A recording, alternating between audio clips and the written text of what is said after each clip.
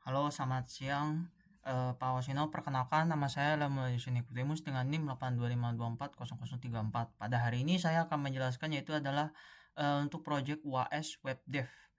Hari ini kita akan mulai daripada bagian front end. Seperti yang kita lihat sudah saya ganti jadi judul, home, link. Jika saya pencet linknya, maka dia akan masuk ke peta Untar.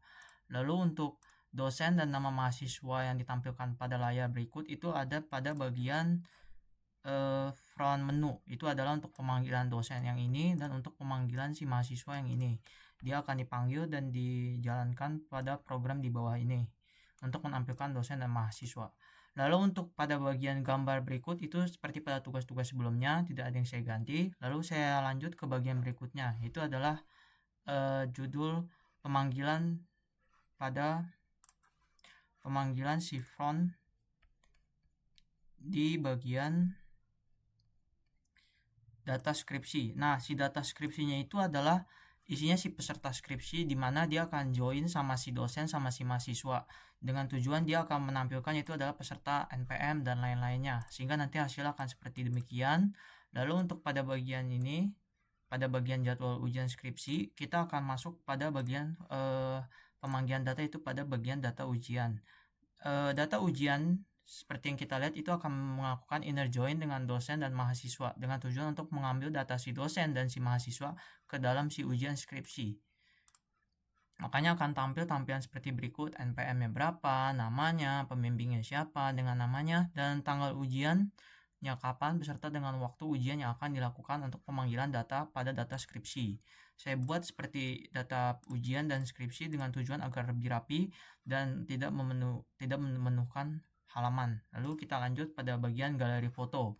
Pada semua datanya ini ada pada misalkan ini jadwal ujian skripsi, dia sesuai dengan itu ada data di ujian skripsi ini, semuanya akan sama, nama NPM, tapi tidak hanya menampilkan NPM dan NIDN pada bagian database PHP beserta juga dengan ini untuk data skripsi.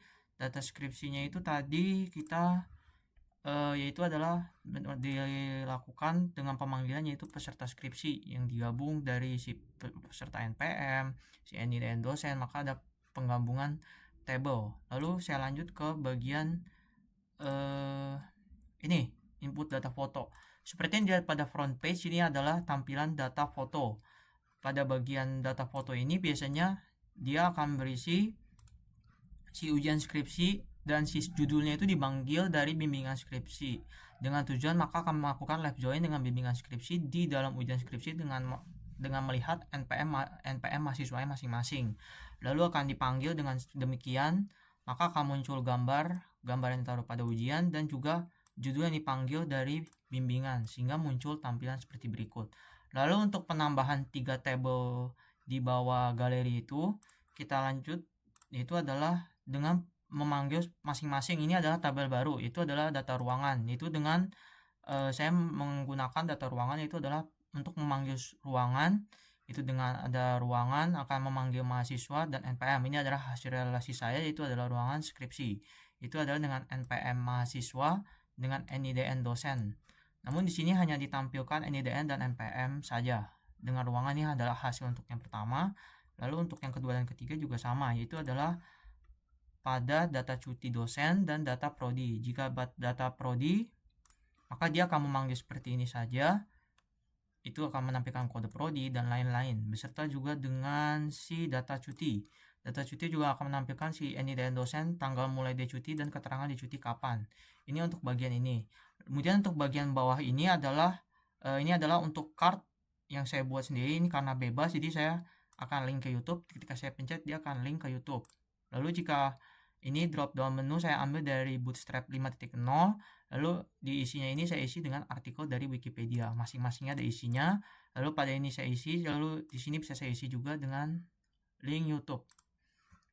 Lalu pada bagian bawah sini ini hanya bagian untuk menambahkan data saya seperti yang dilihat pada bagian ini. Nih, ada si Wikipedia-nya, ada si YouTube-nya untuk di card, lalu ini untuk bagian si ininya, si card yang di bawah ini, bukan ya itu. Lalu ini untuk punya saya untuk card text dan nama saya beserta bar muka saya. Itu untuk pada bagian front end saya. Lalu kita lanjut pada bagian back end. Sebelum itu saya logout. Nah, seperti yang dilihat ini adalah login. Ini untuk melakukan login sebagai admin. Kita tutup pada bagian si front end-nya, kita buka pada bagian admin. Kenapa kita menggunakan login? Karena dia ke direct ke login PHP. Semuanya akan direct ke login PHP. Saya masukkan dulu ini dengan password saya.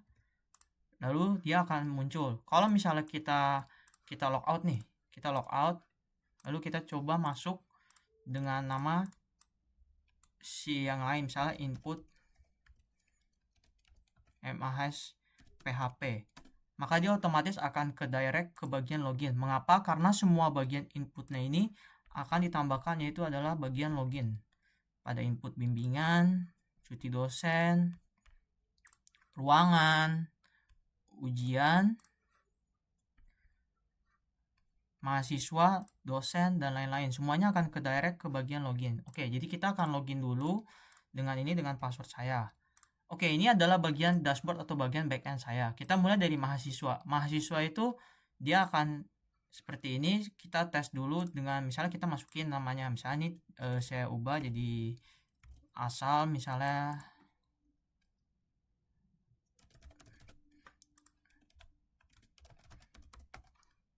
tanggal lahir saya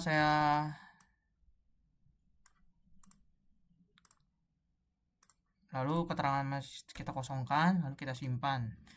Nah, nanti datanya bakal masuk nih di sini. Begitu juga dengan data mahasiswa yang akan masuk ke database-nya. Itu si tadi Lemuel dengan ulang tahun. Nah, habis itu kita akan coba di bagian editnya. Kita akan coba bagian edit. Misalnya saya ubah jadi ini misalnya 10 terus Nikodemus Bandung. Keterangannya bebas. Lalu pada tanggalnya saya ganti ke tanggal, misalnya tanggal hari ini saja. Oke, kita edit. Nah, datanya akan berubah. Itu yang ini. Nah, kita coba dulu bagian search nih. Kita coba dulu bagian search. Kita cari si 394, maka akan muncul data si Kira doang. Nah, datanya muncul. Lalu ketika searchnya udah, kita hapus si Bandungnya tadi. Ketika misalnya itu sudah dihapus, maka data akan berhasil terhapus. Begitu juga dengan dalam database, maka data yang tadi tidak akan termasuk lagi. Itu untuk bagian mahasiswa. Pada bagian dosen pun juga sama. Itu adalah kita bisa mengganti edit dan ini. Misalnya kita cari NIDN misalnya 0001, maka akan muncul si ini aja. Habis itu kalau udah, misalnya itu sama aja seperti yang tadi. Lalu kita masuk ke penasihat. Si penasihat ini misalnya kita masukin nih si siapa nih, misalnya si yang belum saya masukin, misalnya saya masukin si ini dengan dosennya misalnya random aja. Lalu di sini saya masukin misalnya dia cuma berapa KB, lalu di sini strip. Karena file sudah ada tidak bisa, makanya dia akan muncul seperti itu. Kalau misalnya saya hapus, data berhasil dihapus. Kalau misalnya di sini saya ganti ininya, dan misalkan di sini saya pakai data yang kurang dari, misalnya saya masukin datanya nih. Nah, datanya udah masuk kan. Ketika datanya sudah masuk, saya akan melakukan edit. Saya ganti datanya yang lebih dari 500 KB. Ketika dia akan diedit, maka akan muncul ukuran foto tidak boleh lebih dari 500 KB. Akan muncul peringatan seperti itu. Nah, itu untuk bagian penasihat. Untuk ininya, update gitu-gitu, dan search. Dan untuk update-nya sendiri, misalnya saya ganti jadi apa aja. Ketika diedit, maka dia akan terganti juga. Begitu juga yang di dalam database-nya. Nah, oke, sudah. Oke, kita lanjut. Tadi kan habis dari si penasihat tuh. Habis dari si penasihat berhasil kan? Kita lanjut lagi ke si bagian dashboard, itu pada bagian peserta. Karena ini merupakan penentu kita untuk lanjut ke bimbingan sama si ujian. Nah, misalkan seperti ini saya misalnya langsung edit saja. Karena ini akan sama. Nanti misalkan gambarnya saya ganti dari gambar tadi jadi gambar yang misalnya gambar yang seperti ini. maka nanti akan terganti. Misalnya saya pakai di sini search-nya misalkan misalkan saya search-nya di sini 900, maka nanti akan muncul si NIM-nya 900 saja untuk search.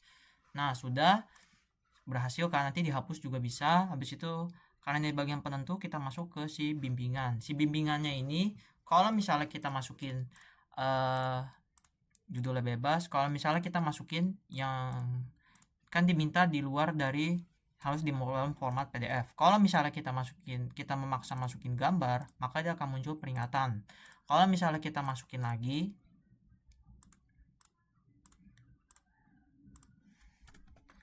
misalkan file PDF random, file PDF random terus pertanggal hari ini, kalau misalnya dimasukin, dia bakalan langsung muncul. Ini dia, nanti akan muncul PDF-nya. Habis itu kalau misalnya saya ngelakuin edit, dia bisa juga ngambil yang lain. Mendingan ini saya ngambil dari si image yang sudah saya taruh tadi. Nah, nanti dia bakalan ikut terubah juga. Nah, itu untuk bagian si bimbingan yang harus dalam PDF. Kita lanjut ke si ujian. Si ujian kan harus masukin dalam JPG atau PNG. Misalnya saya masukin nih dengan bukan dalam format bukan dalam format si JPG atau JPEG, saya masukin dalam PNG, maka dia akan muncul peringatan lagi. Terus nanti di sini ya misalnya saya masukin deh si nama dosennya siapa, terus saya lihat misalkan nama mahasiswanya yang lain, saya masukin file JPG, JPEG, habis itu saya masukin per jamnya. Dia tidak bisa karena si ininya sudah primary key, jadinya kita harus pakai data yang lain.